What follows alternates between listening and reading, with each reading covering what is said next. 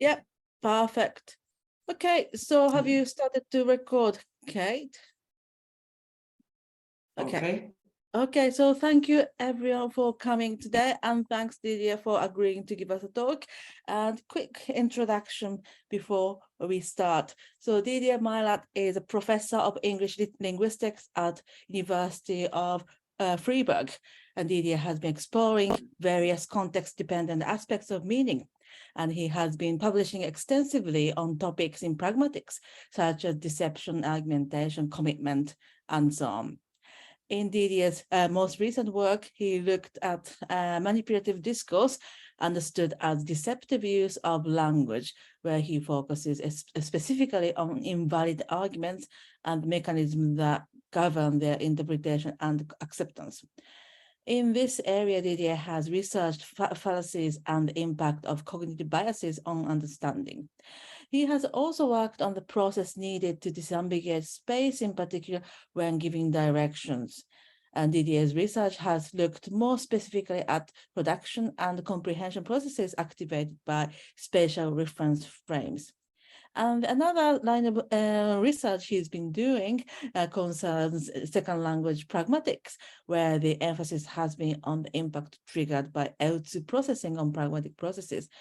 And Didier's work, what's very interesting for me and for everyone is that his work is set within the general cognitive pragmatics using relevant theory, but he also takes experimental approach, which involves experimental evaluation and testing of hypotheses, which really give us new view and new approach of research in relevance theory.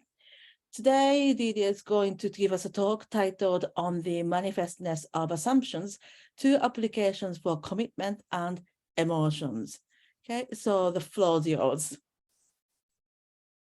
Okay, thank you very much, Ryoko, for this introduction. I will share my screen now. And can I get a thumbs up that you are all seeing the first slide of the presentation? Okay, good.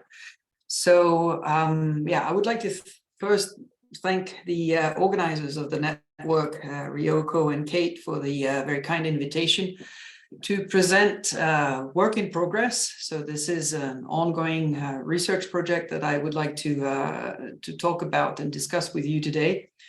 And yeah, I look forward to the feedback that this will generate. Okay, so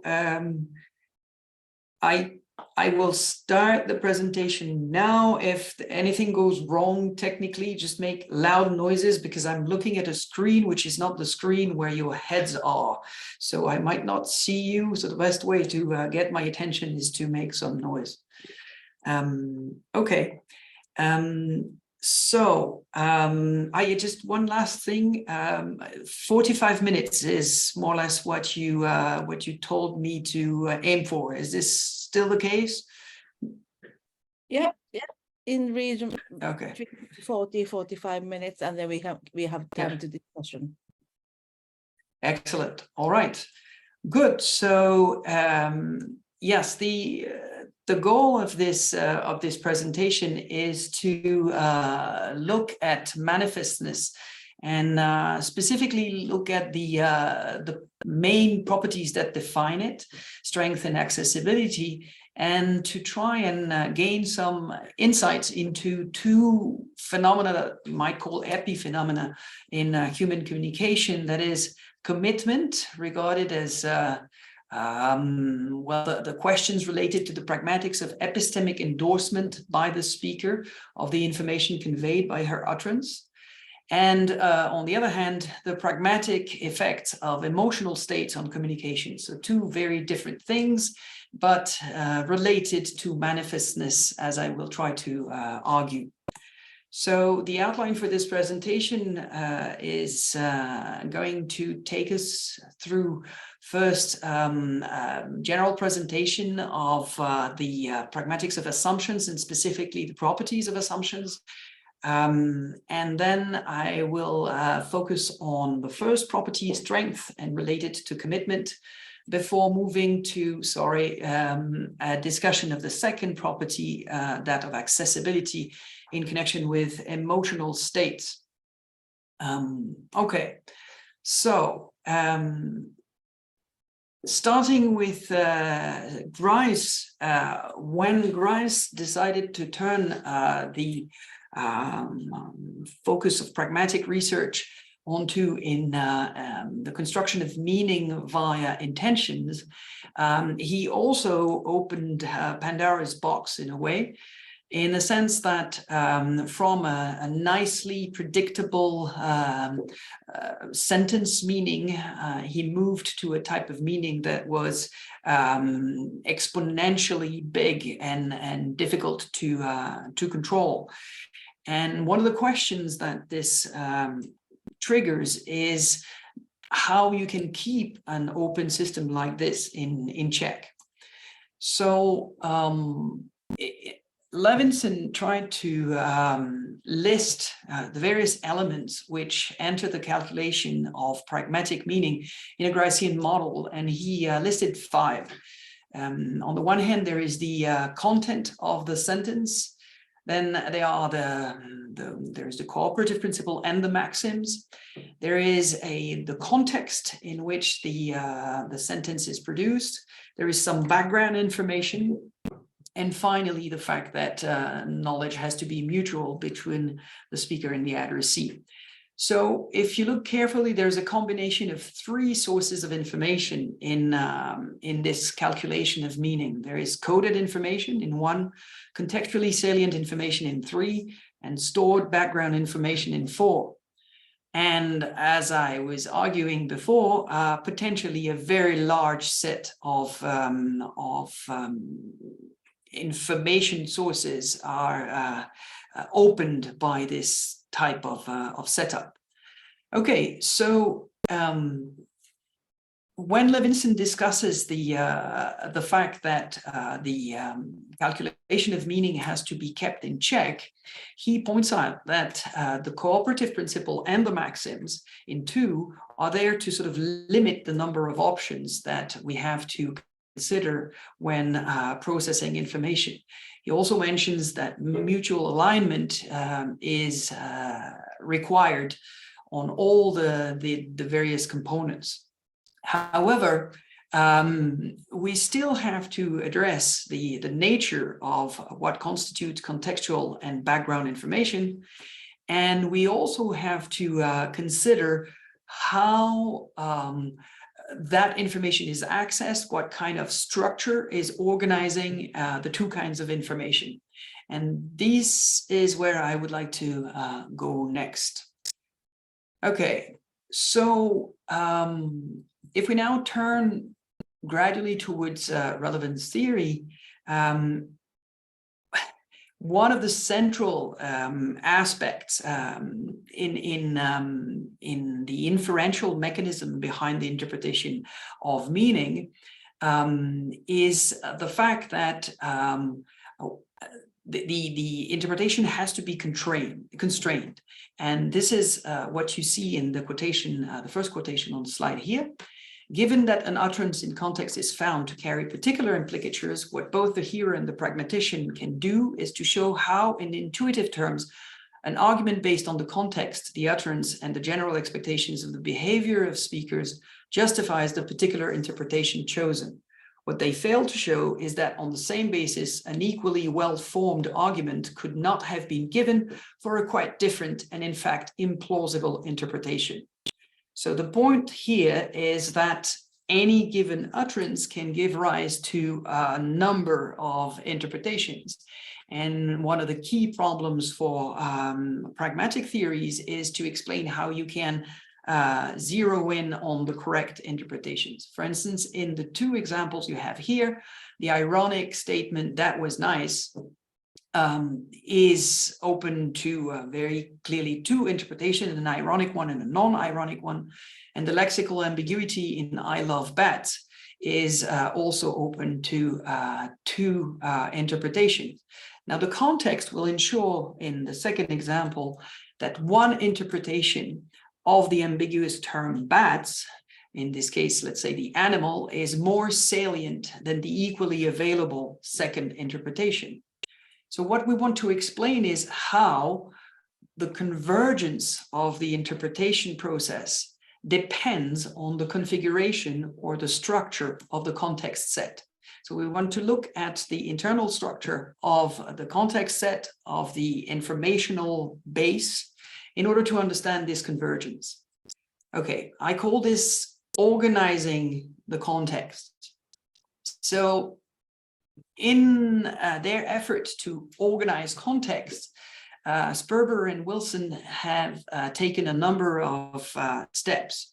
The first one is to couch their theory in cognitive science. So inferential calculations of meaning are regarded as cognitive processes. That's the first claim. And second claim is that the knowledge base from which the information is taken consists of components, elements that are called assumptions. Any input to the interpretative process comes in the form of an assumption, which is manifest in the knowledge base of the participant in the talk exchange, that is in their cognitive environment. The cognitive environment is seen as a set of facts that are manifest to that individual. And a fact is regarded as manifest to an individual at a given time, if and only if the individual is capable of that at that time of representing it mentally and accepting its representation as true or probably true. In other words, we now have a notion of a knowledge base where pieces of information is organized as assumptions which have a certain degree of manifestness. Okay. With this move, we also notice that we are no longer distinguishing between background information and contextual information, but the two types of information are now merged into this unique cognitive environment. Okay, another claim concerns the nature of the context. Context is no longer given, it is the outcome of the interpretative process, and context is cognitively grounded and constitutes a subset of assumptions that are manifest in the cognitive environment. This is very clearly seen in the definition of what constitutes ostensive inferential communication. Towards the end of the quote you have here, we see that a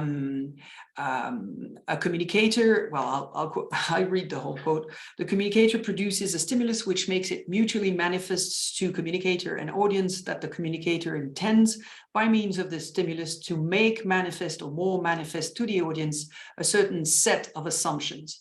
So the context set here is a set of assumptions made manifest by the stimulus generated by the communicator.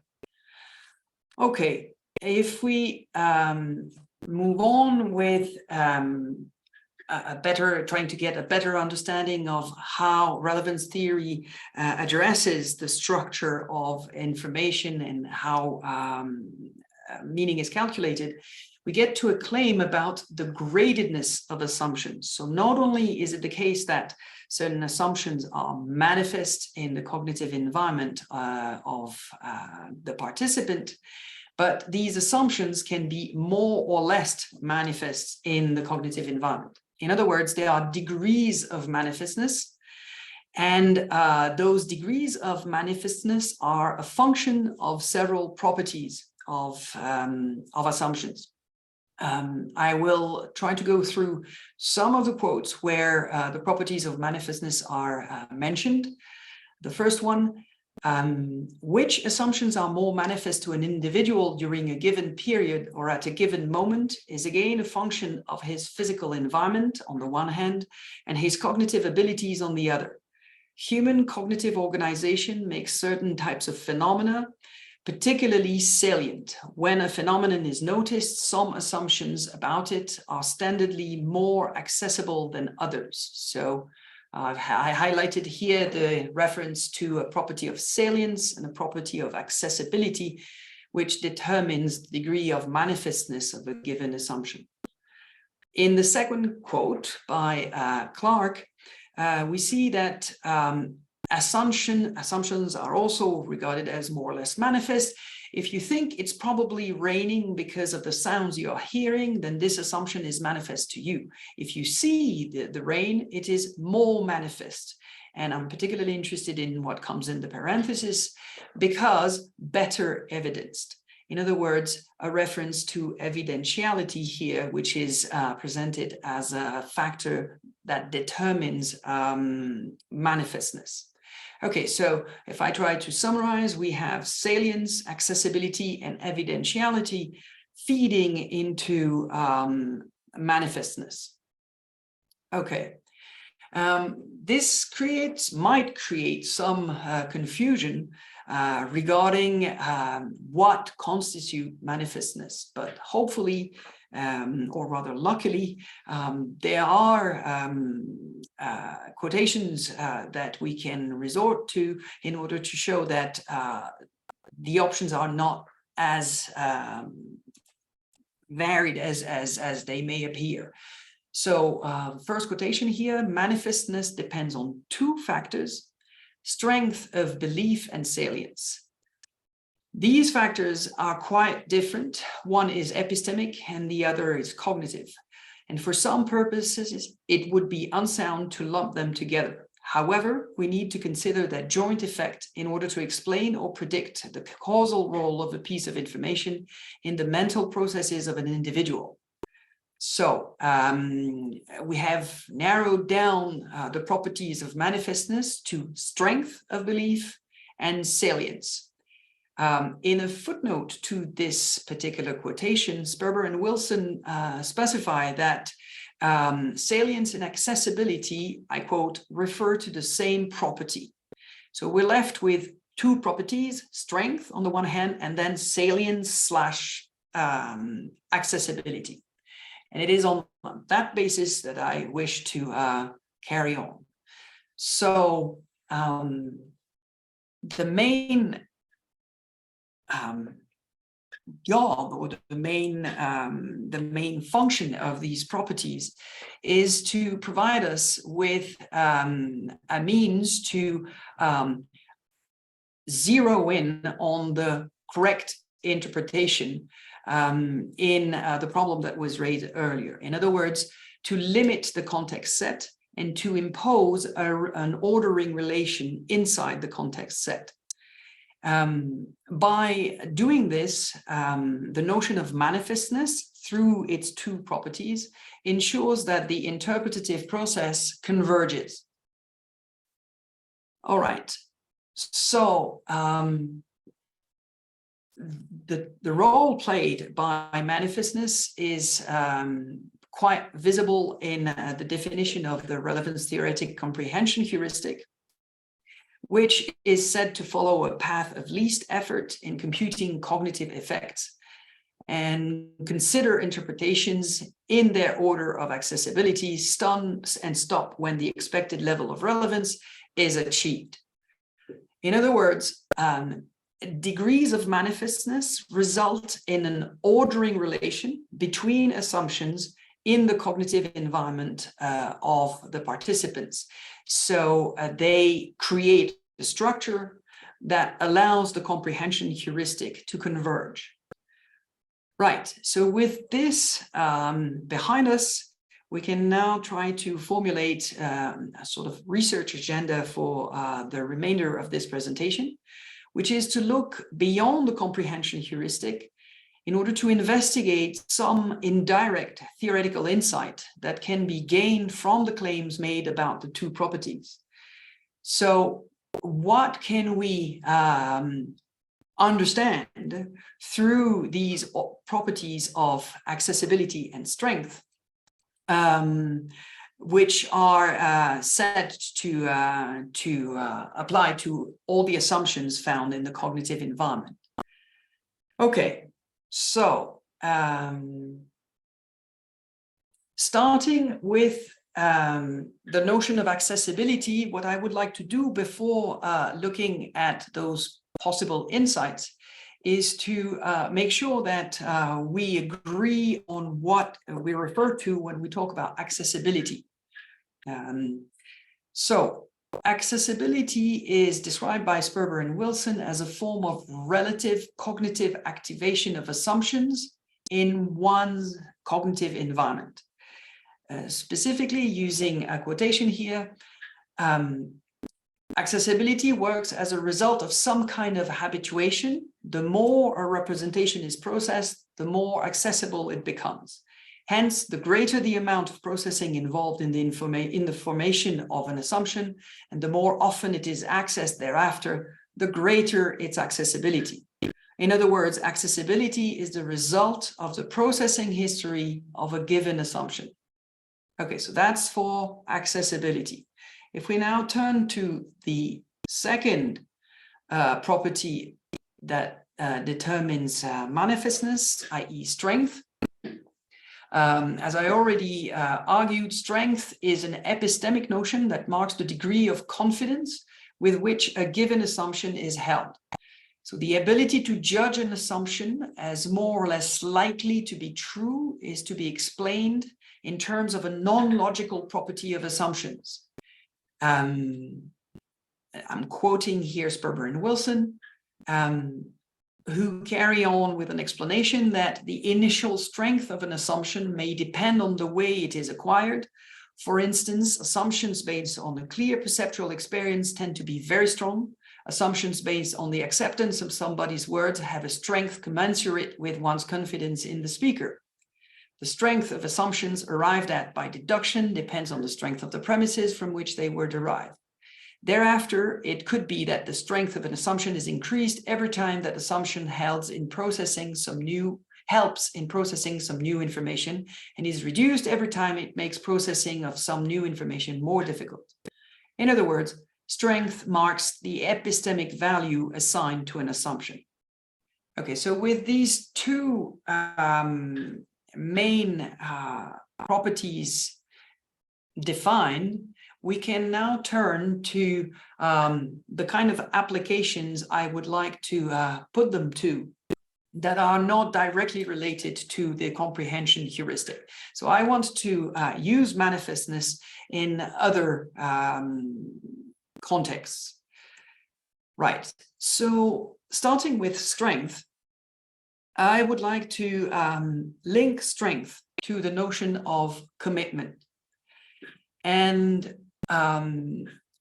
this work is work that I have been doing in collaboration with a former PhD student of mine, Kira Bula, and it should start with a definition of what I mean by commitment. Commitment is a notion which probably originated in French linguistics with the work of people like Culioli or Ducrot, who talked about something they referred to in French as prise en charge énonciative, whereby a speaker can mark her degree of endorsement of the truth of an utterance. So commitment is a means to mark the degree of endorsement of the truth of an utterance. At least prise en charge énonciative was that. Commitment can be defined in a slightly looser way by saying that it reflects all the possibilities human languages offer to endorse a given utterance at various degrees. Current work in theory on commitment is easy to find, with a main focus which has been on how different types of meaning, say implicit or explicit meaning, entailed meaning, presupposed meaning, give rise to different degrees of commitment. This is not really the direction that I would like to take today. Instead, I would like to focus on ideas that were first discussed by Ifan Tidou, 2001, who was looking at evidentiality. And there, Ellie discusses how the same information can be endorsed at various degrees by combining an evidentiality modifying expression with a so-called ground floor assertion P, in this case, the fact that Lucy left the museum, which falls within the scope of the modifying expression. So I gave you 4 examples here. I saw when Lucy left the museum. I was told that Lucy left the museum. Consequently, Lucy must have left the museum, or I remember that Lucy left the museum. In all these cases, we have an evidentiality modifying expression taking scope over a ground floor assertion. Lucy left the museum. Right. So when looking at evidentiality, Ifan Tidou started playing with the notion of strength. And this is where I would like to take this discussion next. So in her work, Ifan Tidou points out that there are various kinds of evidentiality markers. We could categorize them into 2 groups: expressions which encode a property of the source of the information by describing how the information was sourced by observation, by hearsay, by inference, or by memory, and expressions which describe the degree of speaker confidence in the information she conveys, that is, her degree of certainty. When she looks into these expressions and their impact on the meaning of the ground floor assertion, she points out that there is a link between the evidentiality marker and commitment. Here is the relevant quotation. Sometimes a parenthetical comment alters the truth conditional status of the ground floor assertion to which it is attached by affecting the strength of the assumption communicated and hence the recommended degree of commitment to the proposition it expresses. So this is an explicit connection between, on the one hand, the strength of an assumption and the degree of commitment that is expressed in an utterance. Interestingly, Ifan Tidou uses a definition here that introduces a notion of truth condition in connection with the modification of strength. And this is what I would like to focus on also with the next quote.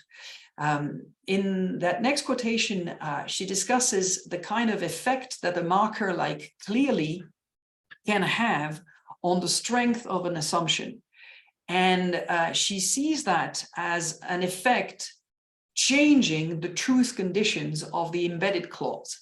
The quotation goes as follows: the speaker's commitment to P is strengthened, and it is indicated that there is clear evidence for P. When you, this is happening when you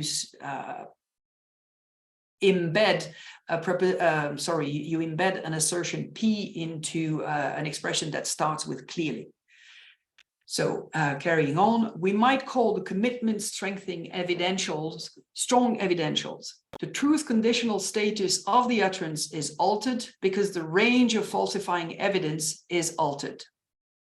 Okay, so what is particularly important to me here is the fact that a modification of the strength of an assumption in this case is regarded as affecting the truth conditions which apply to the ground floor expression. And I would like to focus on this particular element in Ellie's model, because I would like to propose that we can change the take and assume that a direct effect of commitment markers is possible on the manifestness of assumptions without assuming that there is a truth conditional component in it. So I would like to look at the possibility that you can change the strength of an assumption without changing its truth conditional value. Okay, so In order to do this, we're going to assume that commitment markers are epistemic markers, that epistemic markers indicate degrees of confidence, and that commitment markers encode degrees, therefore that commitment markers encode degrees of confidence. Okay, so the claim here is to say that the degree of commitment associated with an utterance will determine the manifestness of the corresponding assumption via its strength. So commitment translates into manifestness. If that is the case, it follows that a weakly committed to assumption will be less manifest than a strongly committed to assumption. If that is the case, we should also be able to investigate this from an experimental perspective. And the results that I want to present next are the result obtained by Kira Bulla, who's on this slide, in her PhD dissertation. So, the question when trying to measure commitment as an effect on strength and as a result as an effect on manifestness, the main problem you're facing when you're trying to do that has to do with the tool that you're going to use in order to measure strength. So how can you measure strength? And in order to construct the experimental design that I will present in a few moments, we started from a quotation from Sperber and Wilson, who write that understood in this way, the strength of an assumption is a property comparable to its accessibility. A more accessible assumption is one that is easier to recall. On that basis, we hypothesize that manifestness, and hence strength, will have an effect in a memory task. So this is the line taken in the experimental study that I would like to briefly report on here. It's a study that uses a recall task on assertive utterances, where participants were instructed to read 30 statements as part of a memory task. Specifically, they were instructed to imagine a scenario where they were reading statements the police got from a witness regarding a crime committed in Mr. Black's house.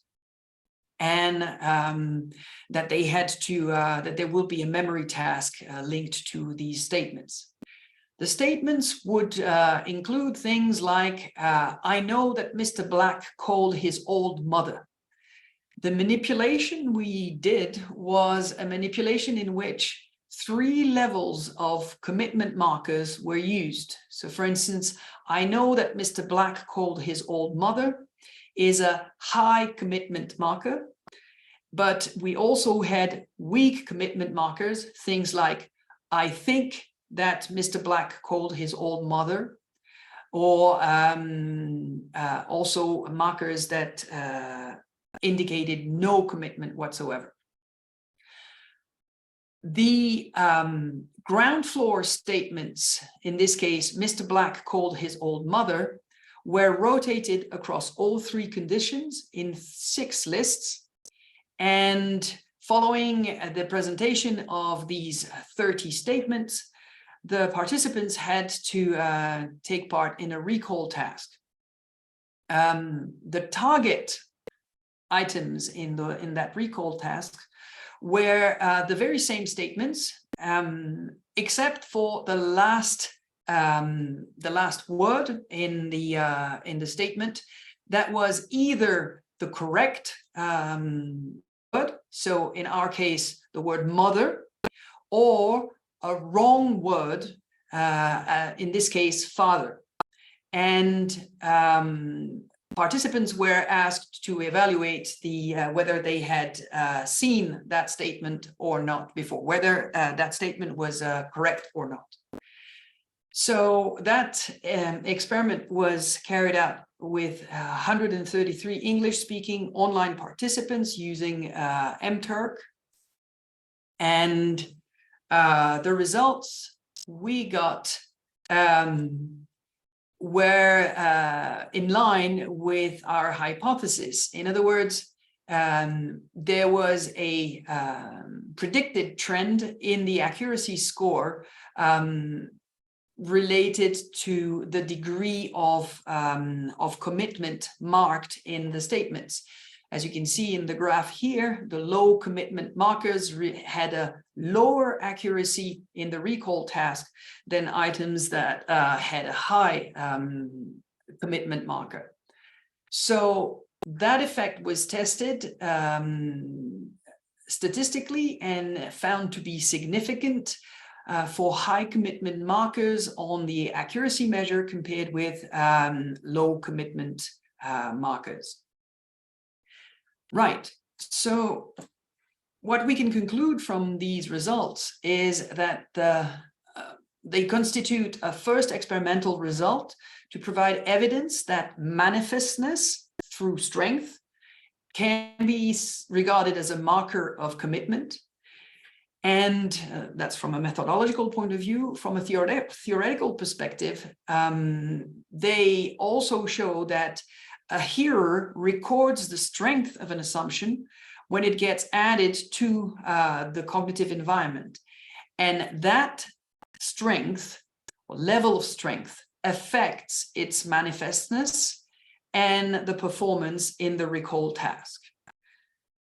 Right. This is what concludes the presentation of the first application. In the second application, I would like to look at manifestness still, but specifically at accessibility. And again, I would like to not focus on the comprehension heuristic and how manifestness enters that process, but rather how certain aspects of manifestness can help us understand epiphenomena in human communication. In this case, emotions. So emotions in relevance theory are actively researched. Lots of colleagues working on these questions at the moment. And they all focus on the fact that with emotions, we are dealing with non-propositional content. Still, they also observe that emotional content does contribute to the communicative exchange. So for instance, in an utterance like "my childhood days are gone," the emotion that is conveyed by the repetition here is having an impact on the interpretative process. The question that most of these people ask themselves is, how can we capture these effects?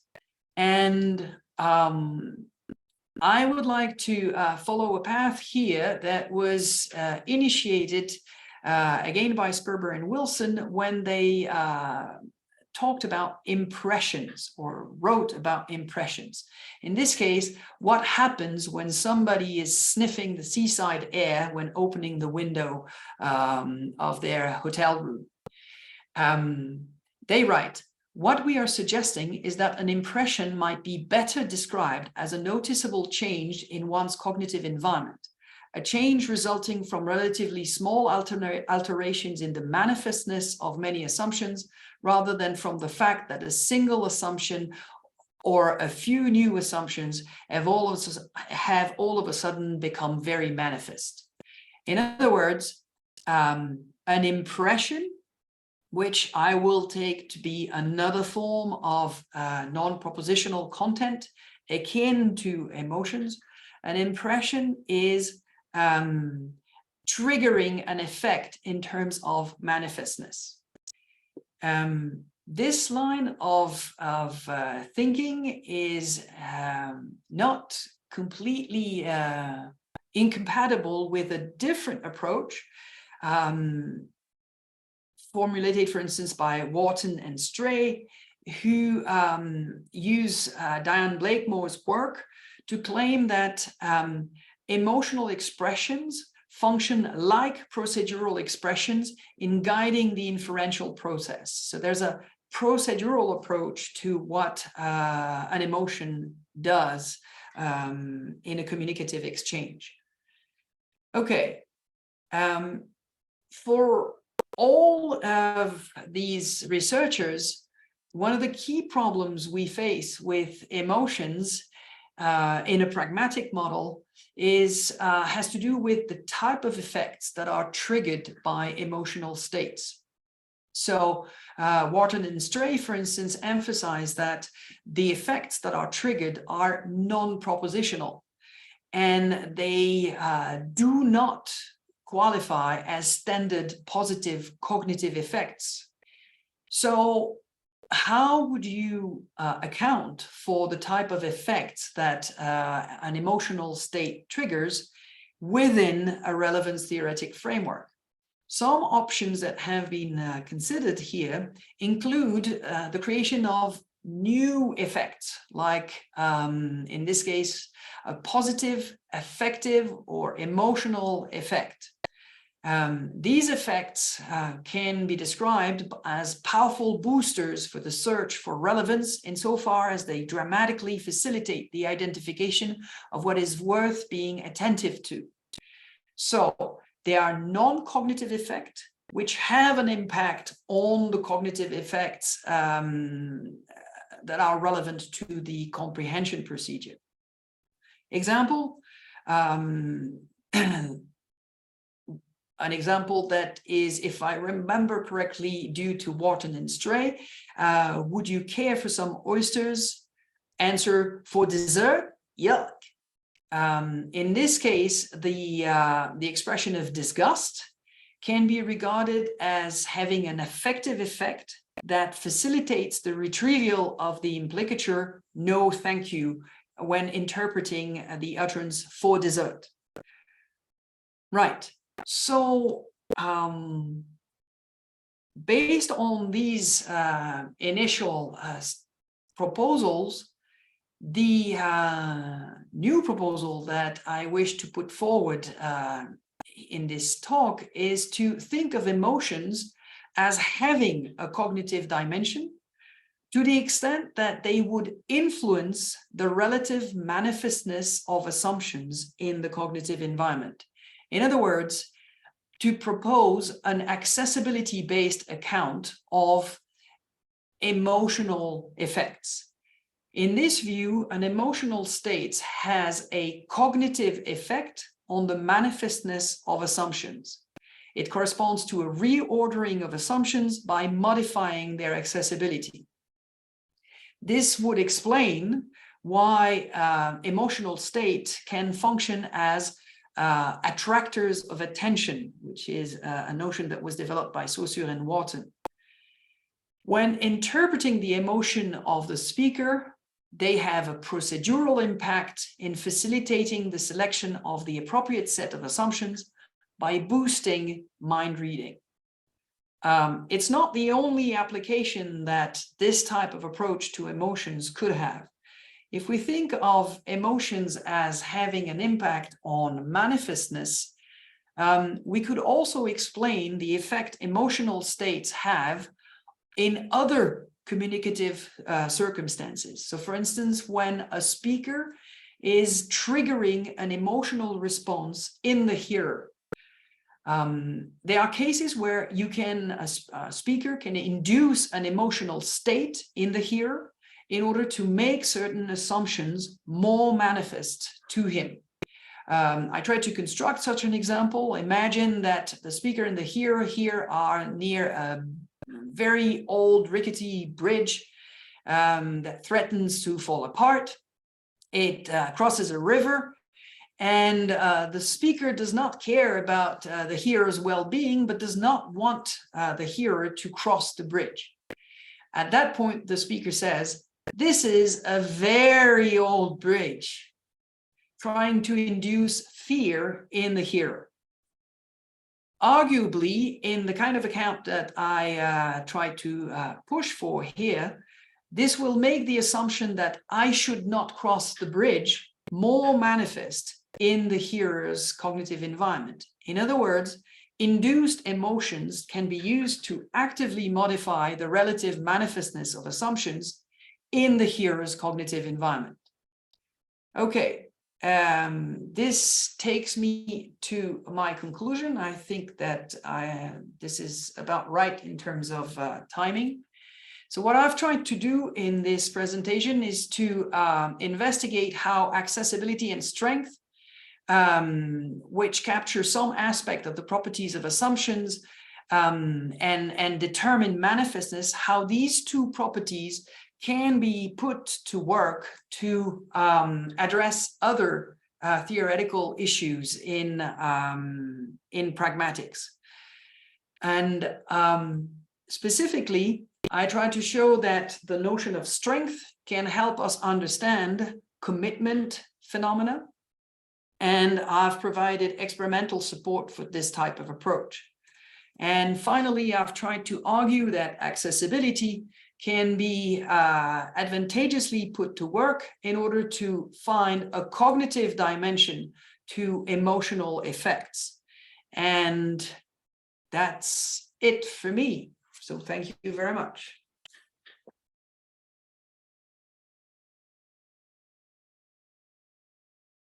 Thank you. That was really, really interesting. And it's great to see applications, and I really like the way you support your analysis with experimental evidence as well. And I think we have already a few hands up. Shall we start with Brandis? Yes, so thank you for the talk, first of all. I think it was interesting, this connection between manifestness and emotions, and it sheds a lot of light on this connection between manifestness on the one hand, emotions and commitment. I have a question. I think I remember you saying that you think of commitment and emotions as epiphenomena, right? Emotions and commitment as epiphenomena, both of them, right? I mean, I understand why you would want to call emotions epiphenomena, although this is not exactly the kind of thing you're arguing for. But on the other hand, commitment, I don't understand why you would want to consider this an epiphenomenon. I mean, that's what I don't really get. Yeah, because you have degrees of commitment, and degrees of commitment are about degrees of belief, degrees of assumptions. I mean, you explained all this, and confidence, and all these notions are central to relevance theory and mental processes that we go through to reach an interpretation. So, yes, thank you for the question. I agree with some of the points that you raise in your question.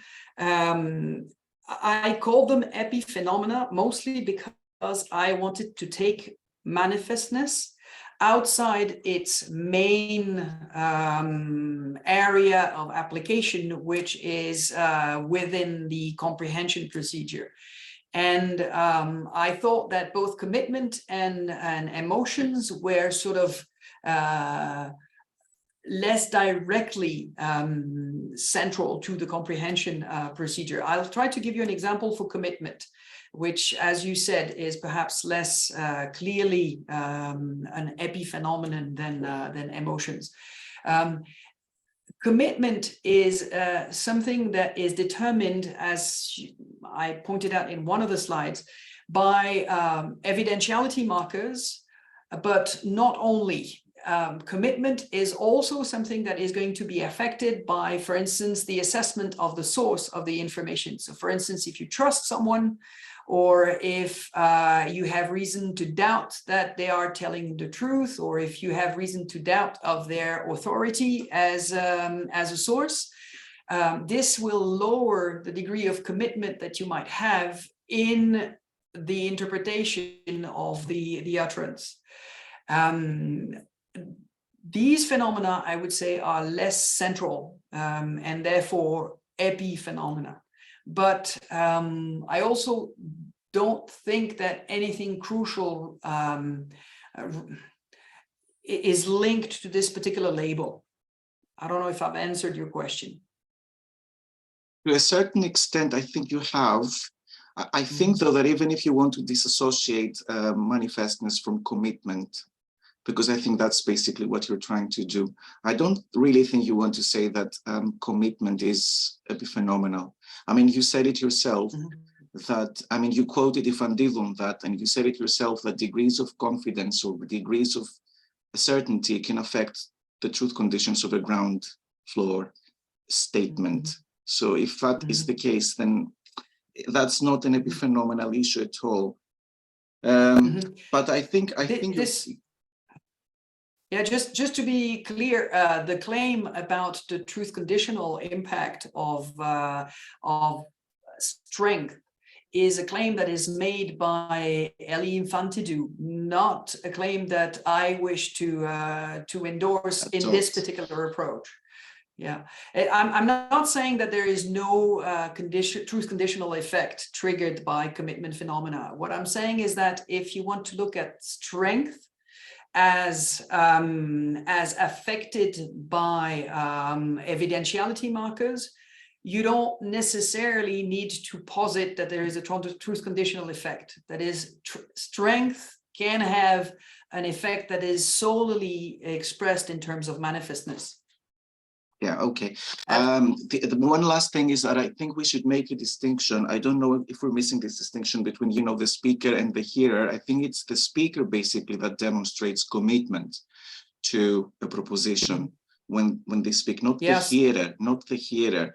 And I think to a certain extent, we're sort of blurring this distinction just a little. I'm under this impression, I'm not entirely sure. But if I'm right, you might want to think about it.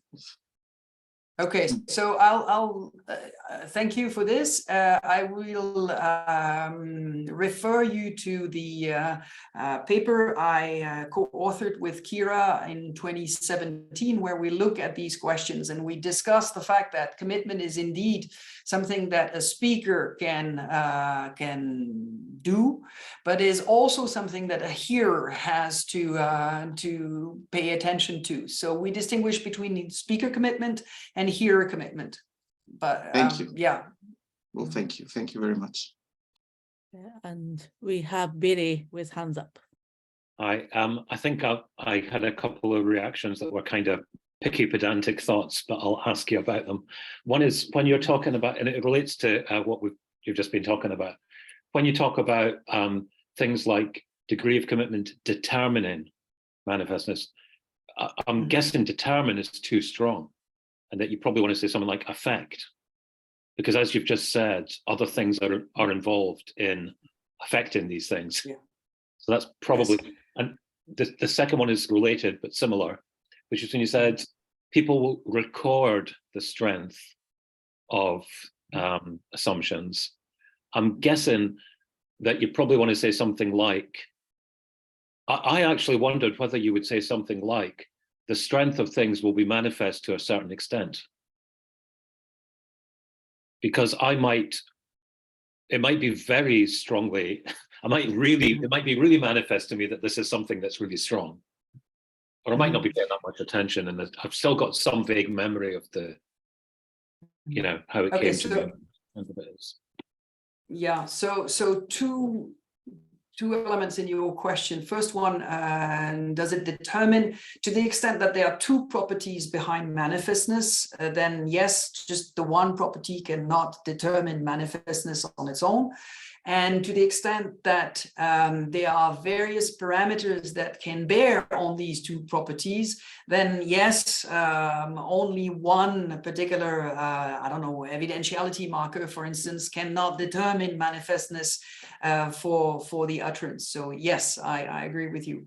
Now, with respect to the use of the term recording, if by that I communicated that there was, I don't know, like an active effort on the part of the hearer to actually process the strength of the utterance, that's not what I wanted to convey. So this is too strong a reading. So would encode be a more satisfactory verb here? I think there's an element to this that's just being picky about terminology, but I suspect that you don't want people to think that you're saying something like, I now add this assumption to my mental, my set of mental representations with a little marker for strength on the side of it, which I think would be quite far from what you've got in mind. No, there's no little marker. There is a manifestness of the assumption in the cognitive environment. And so when something is interpreted as being strong, it translates into a greater manifestness in the cognitive environment. That's the kind of marking I have in mind. Good. I mean, that's what I would have thought myself that you would be meaning. And I think one of the things behind my questioning is I think that all the notions about manifestness and small adjustments in cognitive environments and so on are not really paid much attention to by people other than relevance theorists. And I think it's one of the most exciting things in relevance theory, but other folk don't really think about it much. And I suppose that's why I've got a little trigger in my mind when it feels like things are sounding more definite than we really mean them to be. And I think that's why it made me want to raise those topics. Thank you very much. Thank you.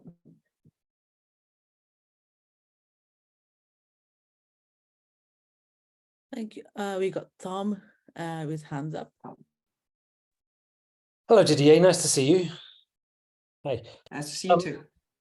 So I was quite interested in the experimental data you presented in the middle of the talk, and the paper is under review right now, right? It's not public. Correct. Yeah, okay. I will keep an eye out for it. In the meantime, so a question that occurred to me about some work I've done recently, I don't know the answer to this question, so maybe you can help me think about it. I did some work with Francesca Bonalumi, a paper about commitment and communication and whether speakers are committed to what they say or what they mean. And I went back to it during the talk, and the last line of the abstract says, the attribution of commitment by an audience to a speaker is strongly dependent on the relevance of what is meant. So do audiences rely on what is meant, not strictly what is said, but actually what is meant by a speaker? Now, that might be similar or the same as what you're saying. And I was trying to, this idea that strength can change the manifestness of assumptions. I was trying to think through whether we're making the same or different claims, and I don't know the answer yet. Yeah, so thanks. So of course, your paper is another paper that I could have listed in the list of papers that focus on commitment in RT. And I read it carefully, and my impression is that we don't mean the same thing. Okay.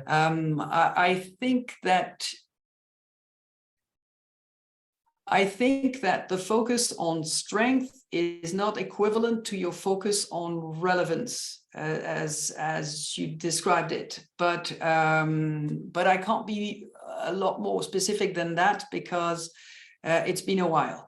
I'm not asking you. I'm not testing you on whether you read our paper. It's a sincere question that I had for myself while I was listening to your talk. Sorry, no, you go. Yeah, so you were asking me about the experiment, so I'm more than happy to discuss it with you. But Kira's work is available in the 2023 publication. So it's a revision of the thesis, which includes some material from the experimental research. It's not the detailed experimental discussion, the detailed discussion of the experimental results, but you can go a long way with it already. Can you remind me how to spell her surname? Yes, it's Boulat. Thank you. Yeah, I'll send you the reference.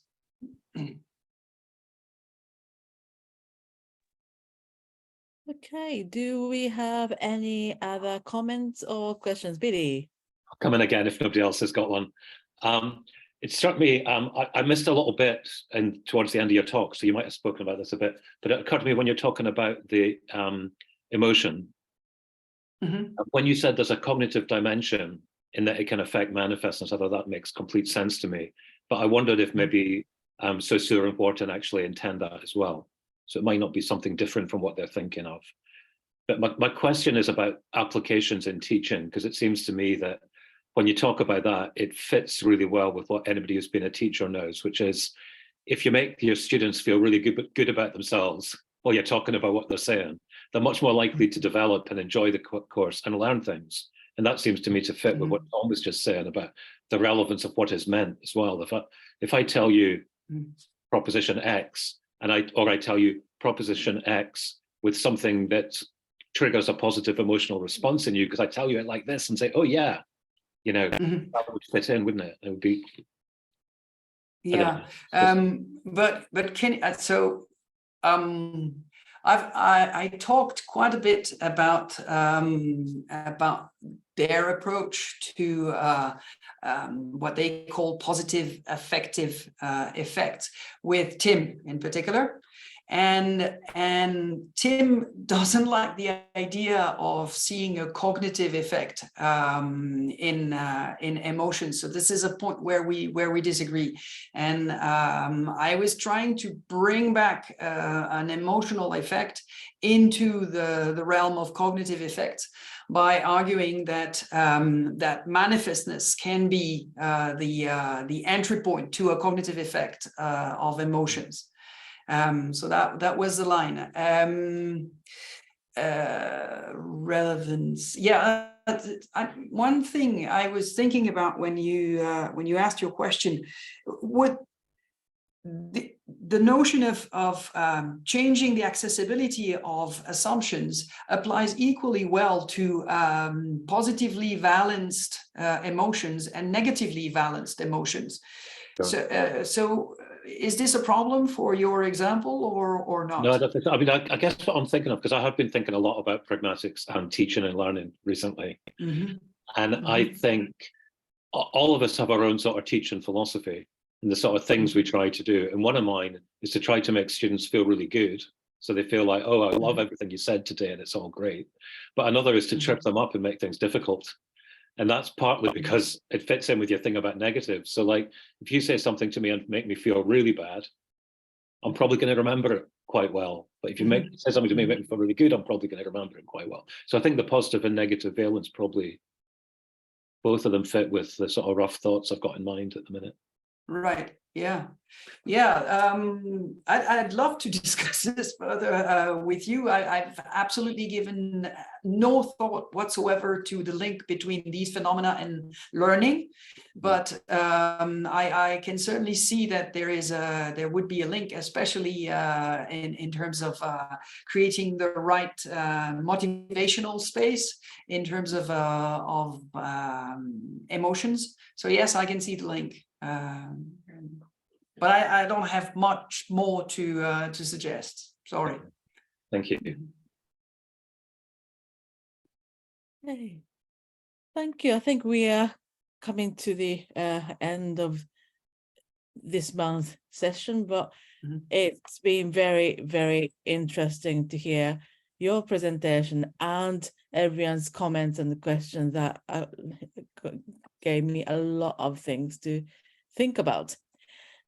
Yes, so next month, and I think we will have 2 more sessions this side of summer. We will have Diana, and we will have Ingrid as well. We will send out information about well, actually, are you getting our email on the relevance list at all? Okay, good. I think it's been a bit temperamental where things go. And I got this month. I didn't get last month at all. Yeah, okay. same for me. Right. Yeah, there was a problem last month, but we think we've sorted that now. Yeah, we might be okay, but yeah, I think we'll double check again. But yes, so hopefully see you twice more before when? Yeah, before the summer. And see, it's getting a bit late now. I can't talk. I must start talking to you in Japanese. But before I start doing that, maybe say night, and I'll see you in May. Okay.